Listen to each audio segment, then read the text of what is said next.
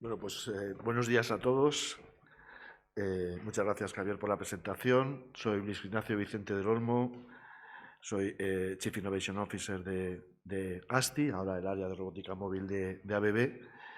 Y yo creo, siguiendo la inspiración también de la presentación de la inauguración de estas sesiones, y también lo comentaba Javier, si me gustaría hablar 2 minutos antes de la presentación de un poco mi trayectoria y inspirando también a los jóvenes que habéis quedado en la sala. Muchas gracias, también especialmente a vosotros, de por qué estoy yo aquí. Mira, yo soy de Burgos, soy el típico burgalés ausente. Fui a estudiar a Valladolid porque en aquel momento todavía no existía la UBU.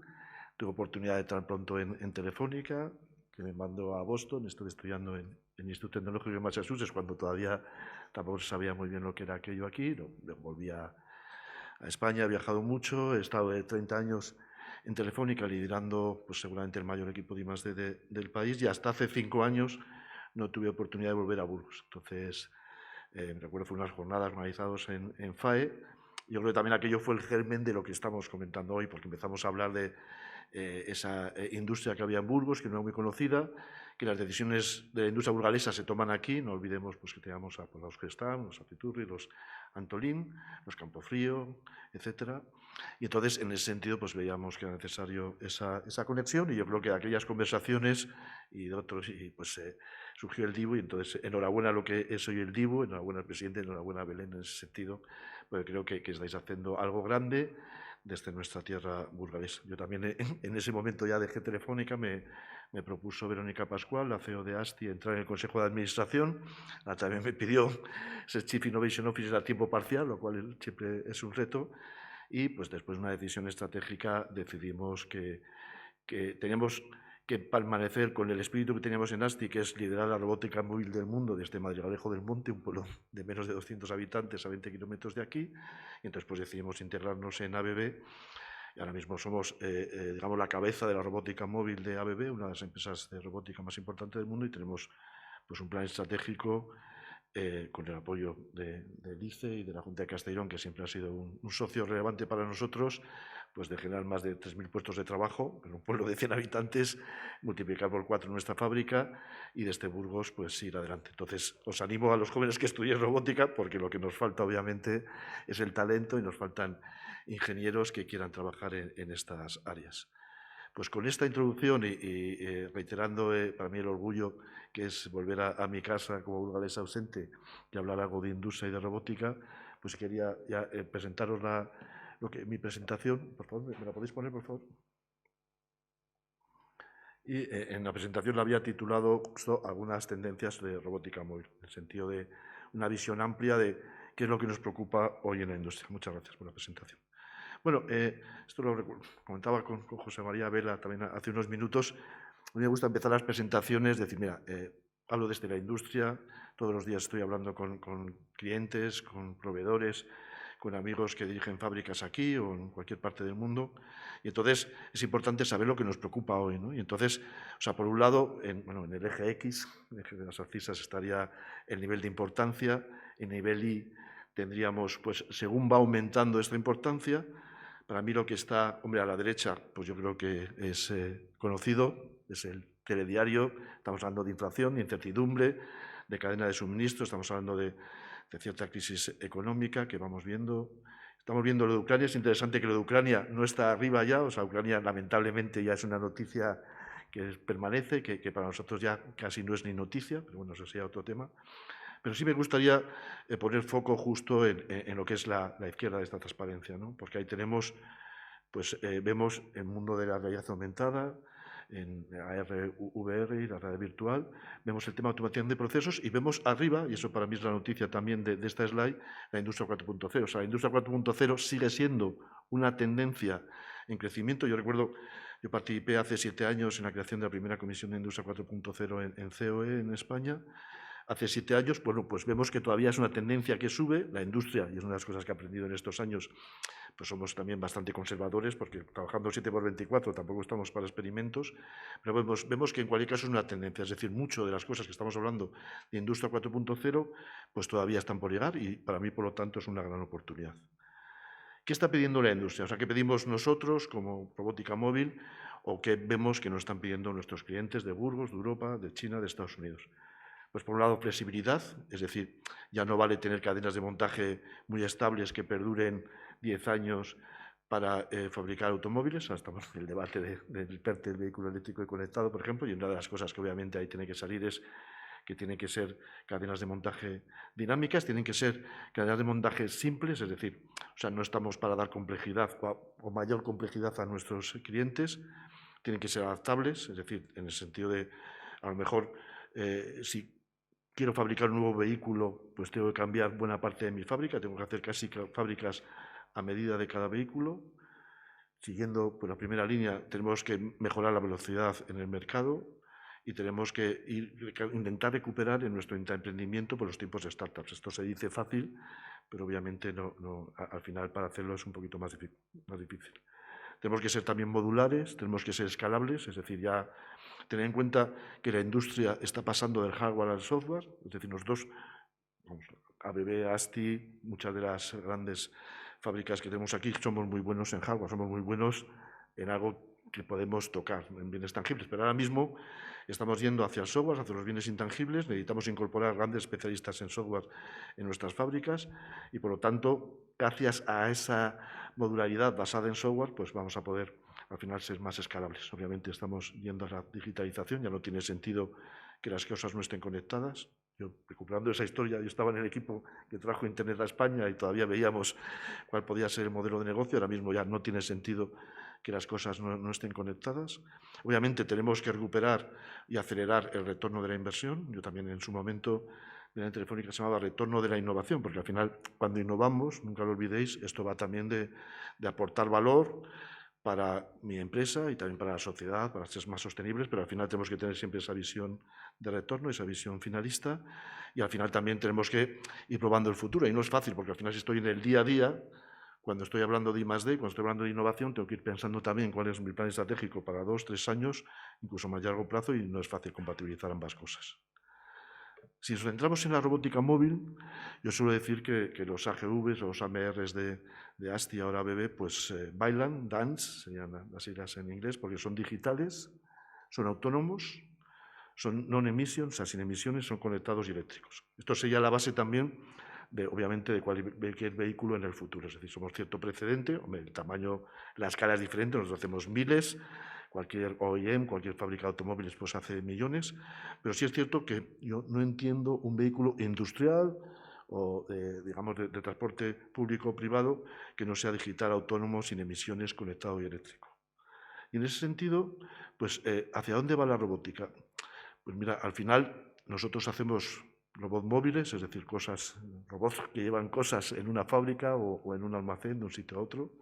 Antes he comentado el tema del vehículo eléctrico, que también hoy es noticia, el famoso PERTE del vehículo eléctrico. Nosotros, pues, por varias razones, decidimos no estar ahí, pero ahora tengo mucho interés, por ejemplo, en apoyar la industria agroalimentaria, que en Castilla y León tenemos mucha, porque yo creo que tenemos que decidir como país dónde apostar, dónde ser buenos, y yo creo que el sector agroalimentario tiene que ser uno de ellos, y yo sí me imagino cierta robótica en los procesamientos del mundo agro, pero bueno, al final nuestros robots móviles pues se tienen que unir a ciertos robots fijos y se tienen que unir a las llamadas máquinas inteligentes, ¿no? Smart Machines, y al final esto nos lleva a plataformas robóticas que es hacia donde tiene que ir, nosotros entendemos la industria 4.0, ¿no? O sea, cada vez, pues yo creo que son procesos más sofisticados, muy automatizados, con personal en ese aspecto muy preparado y cualificado en ese sentido, y que ahí pues vamos creando valor a través de eficiencia y adaptándonos a los requerimientos de nuestros clientes en cada caso. Y si pongo foco en 4 tecnologías, pensando también en pues, el público variado que tenemos aquí, desde nuestros estudiantes hasta los que sois especialistas en tecnología, en el ITCL, por ejemplo, pues veo reto, por ejemplo, en los temas de energía. Obviamente, hoy en día la energía es noticia, empieza a ser un bien escaso, es algo que no pensábamos, obviamente, hace solo 2 años. Entonces, tenemos que ser muy eficientes a la hora de de tener las baterías de nuestros vehículos eléctricos. Ahí estamos evolucionando hacia temas de online charging, es decir, incluso que ya se puedan cargar los vehículos sin necesidad de conectarlos físicamente. Esto es un reto, pero ya estamos ahí. Y también estamos viendo los propios materiales, ¿no?, de las baterías. Estamos yendo a ion litio, pero también en ese momento podemos estar pensando incluso utilizar nanofibras para nuevas baterías, ¿no? Hoy en día hay en España muchos proyectos trabajando en estos temas. Yo creo que es interesante, ¿no?, pensar ya no solo desde el punto de vista digital cómo podemos ser más eficientes en energía, sino también desde el punto de vista físico. Y obviamente, pues hombre, viniendo de Telefónica, como he estado 30 años, también me obsesiona cómo incorporamos el 5G en la industria, ¿no? O sea, cómo consigamos, a través de Internet de las cosas, pues monitorizar en tiempo real. Entonces, pues hablaba Javier de temas también de inteligencia artificial, de neurología. Pues yo creo que ahí todavía estamos imaginando cómo tiene que ser el gemelo digital de la industria. Obviamente tenemos gemelos digitales y, de hecho, pues, a lo largo de las sesiones técnicas de este maravilloso foro se va a hablar de ello, pero es difícil todavía ver en tiempo real cómo elementos de muchos fabricantes diferentes están conviviendo en el mismo gemelo digital en tiempo real o haciendo mantenimiento predictivo.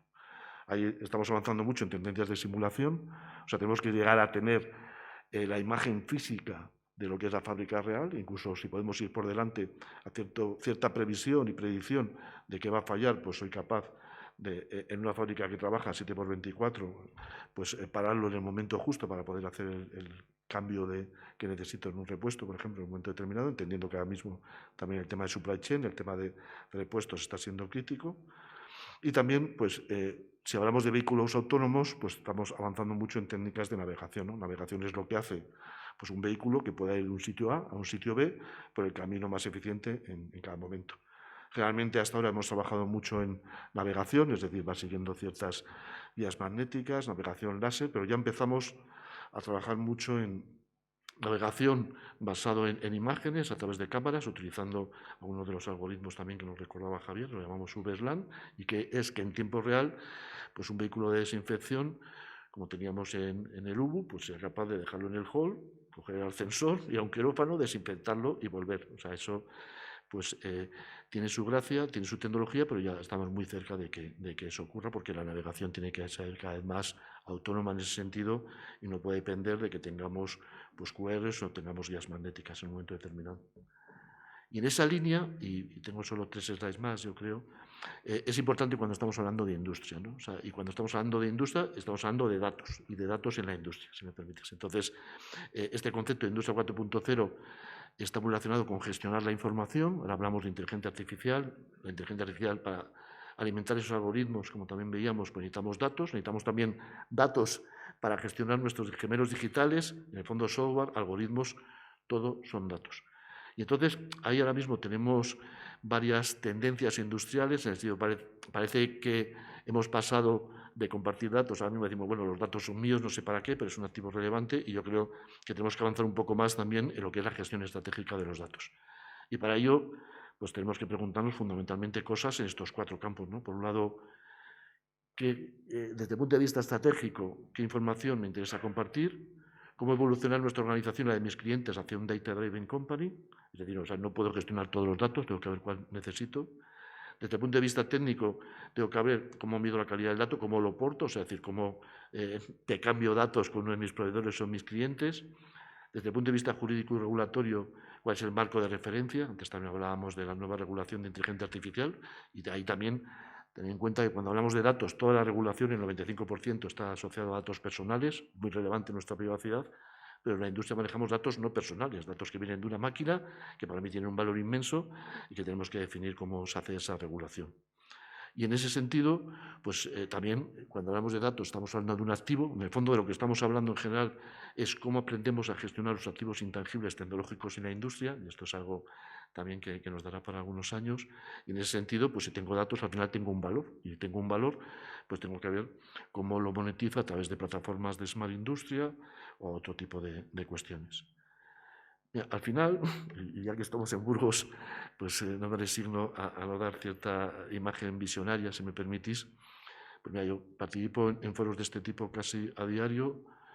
Yo creo que, mira, España, Europa obviamente, porque no podemos tener una visión seguramente que no sea europeísta, Burgos, tenemos la oportunidad de tener una posición relevante en tecnologías clave. Ahí os ponía también últimas informaciones de McKinsey, de cuáles son para ellos tecnologías que van a ser muy relevantes en los próximos años, en línea con lo que comentaremos también en estas sesiones de este encuentro del DIBU.